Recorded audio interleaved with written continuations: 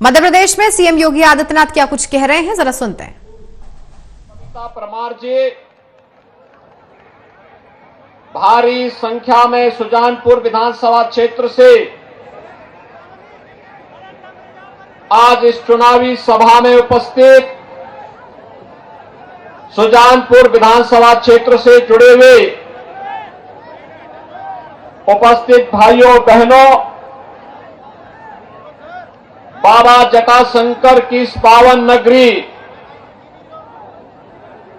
और भगवान परशुराम के पिता जमदग्नि ऋषि की तपोभूमि को प्रणाम करते हुए मैं आप सबका हृदय से अभिवादन करता हूं। भाइयों बहनों,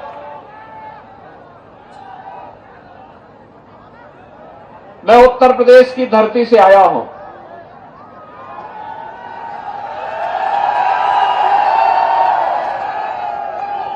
उत्तर प्रदेश को मर्यादा पुरुषोत्तम भगवान श्री राम, लीलाधारी भगवान श्री कृष्ण और भगवान शिव का आशीर्वाद प्राप्त है। मां गंगा और यमुना दोनों के आशीर्वाद के साथ ही उनका संगम भी उत्तर प्रदेश में ही है। उत्तर प्रदेश और मध्य प्रदेश भारत के महत्वपूर्ण राज्यों में से दो महत्वपूर्ण राज्य हैं और उत्तर प्रदेश और मध्य प्रदेश आपस में साझी विरासत, संस्कृति और परंपरा के साथ भी ऐसे जुड़े हैं जैसी एक आत्मा और दो शरीर के रूप में कार्य कर रहे हो। भाइयों बहनों, आज मुझे सुजानपुर में आकर के आप सबसे इस चुनावी सभा के माध्यम से ही सही संवाद का अवसर प्राप्त हुआ। मैं भारतीय जनता पार्टी के पदाधिकारियों का, यहां के लोकप्रिय प्रत्याशी का हृदय से धन्यवाद करता हूं। भाइयों बहनों, हम सब की पीढ़ी सौभाग्यशाली है। हमारी पीढ़ी सौभाग्यशाली इसलिए है क्योंकि हम बदलते हुए भारत को अपनी आंखों से देख रहे हैं, एक नए भारत का दर्शन कर रहे हैं, जो भारत आत्मनिर्भरता की ओर अग्रसर हो रहा है, जो एक समर्थ भारत है, एक सशक्त भारत है, जो भारत दुनिया के सामने हाथ नहीं फैलाता है बल्कि दुनिया में जहां कहीं अभाव है, अराजकता है, अव्यवस्था है, वहां हाथ पकड़ करके उसे चलना सिखाता है। ऐसा भारत प्रधानमंत्री मोदी जी के नेतृत्व में पिछले 9-9.5 वर्षों के अंदर बना है। एक ऐसा भारत जिसके प्रति दुनिया का विश्वास मजबूत हुआ है। एक ऐसा भारत जो केवल दुनिया का हाथ पकड़ता ही नहीं है, बल्कि अगर कोई दुनिया में भारत को आंखें दिखाता है तो उसकी आंखों को भी दुरुस्त करने का काम करता है। एक ऐसा भारत जो संकट के समय दुनिया के लिए एक आशा है, दुनिया की मानवता की कुछ आकांक्षाओं की पूर्ति का मादा रखता है, और एक ऐसा भारत जिसने उत्तर से दक्षिण तक, पूरब से पश्चिम तक संपूर्ण भारत के 142 करोड़ लोगों को एक परिवार के रूप में मान करके सबका साथ और सबके विकास की भावना के साथ उसको जोड़ने का कार्य किया है।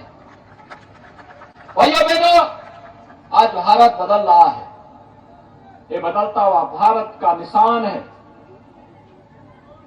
काशी में काशी विश्वनाथ धाम में आप जाइए, एक नई काशी के दर्शन उत्तर प्रदेश में आपको होंगे। उत्तराखंड में केदारनाथ धाम में जाएंगे, बाबा केदारपुरी की नए धाम की नई पुरी की दर्शन आपको वहां पे होंगे।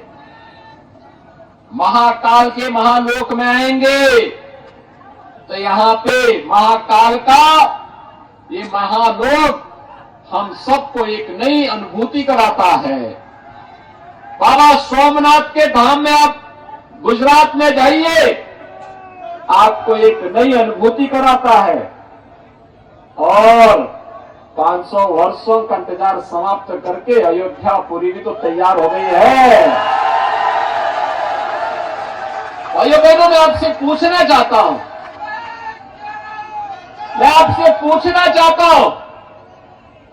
अयोध्या में राम जन्मभूमि के मंदिर विवाद का समाधान हुआ, आज मंदिर का निर्माण भी हो रहा है। और 22 जनवरी 2024 को प्रधानमंत्री मोदी जी के कर कमलों से रामलाल अपने मंदिर में विराजमान भी होंगे।